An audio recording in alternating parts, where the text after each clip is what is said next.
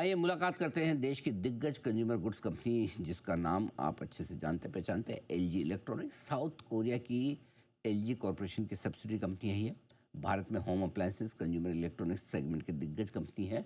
और हमारे साथ दो खास मेहमान कार्यक्रम में शामिल हो रहे हैं। कंपनी के डायरेक्टर और को सीएसएमओ संजय चितकारा साहब, और साथ ही chief account officer Atul Khanna साहब। संजय जी के बारे में बता दूं मैं आपको कि आपने एनआईटी कुरुक्षेत्र से बीटेक की डिग्री हासिल की है। आईएमटी गाजियाबाद से आपने post graduation diploma and business administration किया है मार्केटिंग में। और 26 साल से ज़्यादा लंबा गहरा अनुभव रखते हैं और 1999 से आप एलजी के साथ में है। अतुल खन्ना साहब भी हैं हमारे साथ में। आपने करनाल से बीकॉम की डिग्री हासिल की है ऑनर्स में, चार्टर्ड अकाउंटेंट हैं, और साल 2000 से आप भी एलजी इलेक्ट्रॉनिक्स के साथ हैं, यानी कि 25 सालों का 26 सालों का साथ आपका भी हो चुका है। आप दोनों का बहुत बहुत स्वागत है। एक बार जल्दी से नतीजे मैं हमारे दर्शकों के सामने रख दूं जो कल आए हैं बाजार बंद होने के बाद। नंबर थोड़े से कमज़ोर नज़र आ रहे हैं। आय में दिखिए 6% की कमी, 4114 करोड़। कामकाजी मुनाफा आपके लिए 42% घट कर आया है, थोड़ा ज़्यादा घटा है, 196 करोड़। मार्जिन में काफ़ी कमी आई है, 0.8% से घटकर 0.5%, यानी कि 3% करीबन मार्जिन घट गए। यहाँ पर तेज़ गिरावट होती दिखी है और मुनाफा भी 61% घट कर आता हुआ दिखा है। अतुल खन्ना साहब, शुरुआत आपके साथ करना चाहता हूँ। क्या वजह है कि नंबर्स दोनों ही फ्रंट पर, चाहे वो सेल्स हो जो घट कर आई है और चाहे मुनाफा 60% घट कर आया है, क्या वजह रही सर इस कमज़ोर रिजल्ट के पीछे? सर, अगर हम इसको देखें पर्टिकुलरली हमारे टॉप लाइन को, जो वो थोड़ी सॉफ्ट रही इस क्वार्टर में। और इसका एक वाजिब कारण है कि दिवाली फेस्टिवल जो नॉर्मली नवंबर में होता है, इस बार वो अक्टूबर में था और नवरात्रे सितंबर में थे। तो एक रीजन ये है कि ये शॉर्टर दिवाली पीरियड था। और दूसरा, दिवाली के बाद पर्टिकुलरली कंप्रेसर लेड प्रोडक्ट्स के अंदर जो है सॉफ्टनेस आ गई। एक ये रीजन रहा जिसकी वजह से हमारे ऑपरेटिंग लिवरेज का भी हमें थोड़ा सा भुगतान करना पड़ा कि वो फिक्स कॉस्ट को ऑब्जॉर्ब नहीं कर पाया। नंबर एक। नंबर दो, एक वन टाइम इम्पैक्ट हम इसको मान रहे हैं, और वन टाइम इम्पैक्ट रहा मार्जिन प्रेशर पे, जिसमें हमने लेबर न्यू वेज कोड का इम्पैक्ट हमने अकाउंट फॉर किया। और दूसरा, हमने एक और पॉइंट है जिसमें हमने एडवांस प्राइसिंग एग्रीमेंट साइन किया सीबीडीटी के साथ फॉर 9 ईयर्स, 2014 टू 2023, जिसमें हमने अपनी कंटिजेंट लायबिलिटी अंदाजा 487 करोड़ रुपए की, उस कंटिजेंट लायबिलिटी को, ट्रांसफर प्राइसिंग लिटिगेशंस को और royalty payment to parent company को हमने जीरो कर दिया। जिससे वन टाइम टैक्स आउटगो का इम्पैक्ट आया कुछ हमारे पैट के ऊपर। ये बड़े रीजन रहे। कुछ रीजन रॉ मटेरियल प्राइसेस का और एफएक्स बर्डन का भी रहा ड्यूरिंग दिस क्वार्टर। तो हम इसको कहेंगे, ये क्वार्टर जो था, एक ये वन ऑफ क्वार्टर था जिसमें हमने फेस की ये सब कमजोरियां।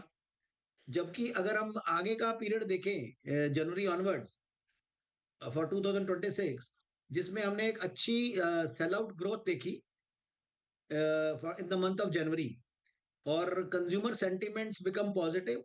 Not only consumer sentiments, but the trade partner confidence also build in again for the upcoming summer season. मैं आपसे खन्ना साहब उससे डिटेल में बात करूंगा अभी, लेकिन उससे पहले संजय सर ये समझाएं कि ये जो मार्जिन 3% घटे हैं, कितना कंट्रीब्यूशन वेज बिल का रहा है, कितना कंट्रीब्यूशन आपके रॉ मटेरियल कॉस्ट बढ़ने का रहा है, और क्या ये दोनों ही फैक्टर इस तिमाही में और आने वाले समय में रिवर्स होते हुए दिख रहे हैं आपको? तो एज सच हमारे मार्जिन्स में कोई स्ट्रक्चरल इशू नहीं है। ओके। अगर हम देखें, ये रेगुलेटरी ट्रांजिशन रिलेटेड इन्वेस्टमेंट्स हैं जो हमने करी है, और कुछ वन ऑफ कॉस्ट हैं। तो एज हम Q4 में मूव करेंगे या फाइनेंशियल ईयर 2027 में जाएंगे, ये चीजें इरेज हो जाएंगी। और हम इन सब चीजों को रिकवर करने के लिए कोई शॉर्ट टर्म फिक्सेस नहीं कर रहे, हम एक लॉन्ग टर्म स्ट्रेटजी पे काम कर रहे हैं। जैसे हम बहुत ही एफर्ट्स कर रहे हैं कि अपने लोकलाइजेशन को इम्प्रूव करें इस इन सारी चीजों को मिटिगेट करने के लिए, और फॉरेस्ट इम्पैक्ट्स जो आ रहे हैं। हमारा जो करंट लोकलाइजेशन है वो 54 से 56% रेंज पे आ गया है। पिछले 2-3 सालों में हमने 3 से 4% इसको इम्प्रूव किया है। हमारा आइडिया, हम इसको आगे 70% तक लेके जाएं अगले 3 साल के टाइम फ्रेम में। और इसके अलावा हम अपने प्रीमियम मिक्स को चेंज कर रहे हैं, मतलब प्रीमियम प्रोडक्ट्स ज्यादा सेल कर रहे हैं जिनमें प्रॉफिट ज्यादा है, और प्रॉफिटेबल बिजनेस के पोर्शन को बढ़ा रहे हैं, जैसे हमारा B2B सेगमेंट है या सर्विस सेगमेंट्स है। और हमने एक प्राइस इंक्रीज भी लिया है, एक डिसिप्लिन प्राइसिंग पे हम आ गए। तो हमारी 2000 क्वार्टर 4 में जो हमारे डिमांड के सिग्नल्स हैं बहुत अच्छे आ रहे हैं, और हमने जनवरी में लास्ट ईयर जनवरी से काफी बेहतर परफॉर्म किया है। तो मुझे लगता है कि हमारी ऑपरेटिंग लिवरेज इंप्रूव हो जाएगी, और जो हमारे मार्जिन्स हैं वो वापस बैक एक नॉर्मलाइज पोर्शन पे आ जाएंगे Q4 में, और you will see a better results. जैसे खन्ना साहब, आपने कहा भी कि ये एक एक्सेप्शनल क्वार्टर है। क्या समझे सर कि ये one of the worst quarter था जो पीछे रह गया, और क्या यहाँ से फिर से मार्जिन की आप क्या रेंज देखते हैं, और किस तरह की वॉल्यूम ग्रोथ और रेवेन्यू ग्रोथ का आप अनुमान लेकर चल रहे हैं चौथी तिमाही के लिए, और अगर पूरा वित्त वर्ष 2027 का एक आउटलुक दे पाएँ? अगर हम अपना क्वार्टर 4 देखें और पहले हम मार्जिन की बात करते हैं। जैसे संजय जी ने एक्सप्लेन किया कि ऑपरेटिंग लिवरेज का हमें बेनिफिट मिलेगा आने वाले समय में, जो फंडामेंटल्स हमने इम्प्रूव किए हैं क्वार्टर 3 में। और लोकलाइजेशन रेट भी हम बढ़ाते जा रहे हैं धीरे धीरे। इसका हमें बेनिफिट, ऑपरेटिंग लिवरेज का बेनिफिट हमें मिलेगा क्वार्टर 4 में और पूरे वित्त वर्ष में, FY 26 में, और गोइंग फॉरवर्ड फॉर FY 27। इसमें हम ये मान के चल रहे हैं कि हमारा जो एबिटा मार्जिन होगा पर्टिकुलरली इन क्वार्टर 4, ये डबल डिजिट में होगा। और हम पूरा साल भी डबल डिजिट में एबिटा मार्जिन को क्लोज करेंगे, ये हमारा अनुमान है अभी। जिसमें हम अपनी रेवेन्यू को भी बढ़ाएंगे। हमने जो देखा अभी जनवरी मंथ में, हमारे सेल आउट ट्रेंड के हिसाब से काफी अच्छा कंज्यूमर सेंटिमेंट्स हमने देखे मार्केट में। और ये आगे summer season, upcoming summer season जो है स्ट्रांग हमें नजर आ रहा है, क्योंकि एक बार ये समर सीजन बड़ा साइक्लिक रहता है। अगर हम पिछले 5 साल 10 साल देखें, ये बहुत ही साइक्लिक समर सीजन रहता है। आने वाले समय में हमारा फोकस जो है एक्सपोर्ट्स पे भी रहेगा, जहां हमारा अपना विजन है कि मेक इंडिया ग्लोबल, जिसको हमें आगे बढ़ाना है। और अभी जो गवर्नमेंट ने यूएस टैरिफ्स रैशनलाइजेशन हुआ है, दो द प्रोसीजरल काम अभी चल रहा है, जो हम अंदाजा लगा रहे हैं कि मार्च तक खत्म होगा। तो वित्त वर्ष 27 के अंदर पर्टिकुलरली ये हमारी एक्सपोर्ट्स को भी और बढ़ावा देगा। ठीक बात है। एक जो राय आपसे संजय जी लेना चाहता हूँ, क्या जीएसटी के बाद जो मोमेंटम बना वापस से कंजम्पशन में जोर पकड़ने का, क्या वो बरकरार होता हुआ या बढ़ता हुआ दिख रहा है आपको? जैसा अतुल जी ने बोला कि जो एक रिसेंट सॉफ्टनेस थी वो बहुत साइक्लिक नेचर की थी, कोई स्ट्रक्चरल नेचर की नहीं है।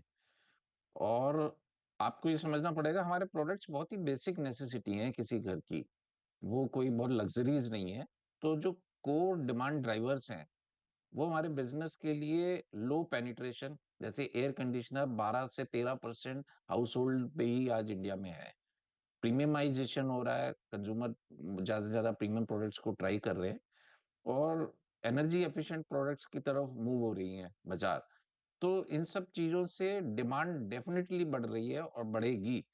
और हमारे प्रोडक्ट जो है एक मोमेंटम से आ रहा है, और अभी जैसे 2026 की एक स्टार रेटेड गाइडलाइंस आ गई हैं, हमने एक फर्स्ट मूवर एडवांटेज लिया है, इन सारे प्रोडक्ट्स को ऑलरेडी हमने मार्केट में इंट्रोड्यूस कर दिया है।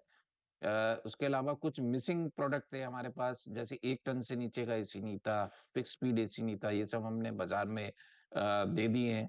और एक नई अपॉर्चुनिटी आ रही है, जैसा कि अतुल जी ने बताया कि एक ये EU FTA और USA टैरिफ के जो एक अनाउंसमेंट हुई है, उससे हमारी जैसी कंपनी जिनकी एक ग्लोबल प्रेजेंस है और ग्लोबल डिमांड भी है, और एक हमारी कैपेबिलिटी है मेक इन इंडिया की, उन्हें सबसे ज्यादा बेनिफिट होगा। और हमारा जो थर्ड प्लांट है वो अक्टूबर तक ऑपरेशनल हो जाएगा, जहां से हम अपनी एक्सपोर्ट को और एक्सपेंड करेंगे। करंटली हमारी एक्सपोर्ट करीब 7% है हमारी रेवेन्यू की, करीब 160 से 170 मिलियन यूएस डॉलर है और इसको हम डेफिनेटली आगे लेके जाएंगे। सो ओवरऑल जो है हम ऐसा बिलीव करते हैं कि हमारा बिजनेस एक बहुत ही अच्छी वेरी वेल पोजीशनड है 2027 फाइनेंशियल ईयर और क्वार्टर 4 के लिए, और we are aiming to return a stronger performance level. Okay, ये है आपके लिए पूरा का पूरा आउटलुक। बहुत बहुत धन्यवाद संजय जी और अतुल जी, आप दोनों का हमारे लिए समय देने के लिए और विस्तार से नतीजों पर बातचीत करने के लिए। जल्द आपसे फिर मुलाकात होगी।